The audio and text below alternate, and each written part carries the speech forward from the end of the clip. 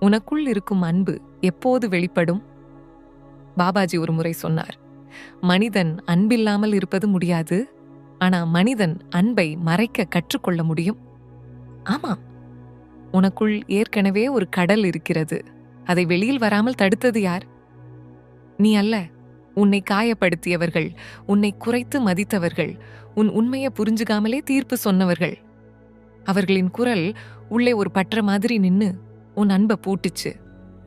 ஆனா பாபாஜி சொல்வார், அன்பு பூட்டப்படுவதில்லை, அன்பு காத்திருக்கிறது.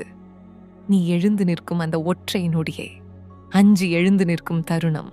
கோவையில ஒரு பெண் ஆனந்தி, அவளுக்கு ஒரு சைல்ட்ஹுட் வூண்ட்.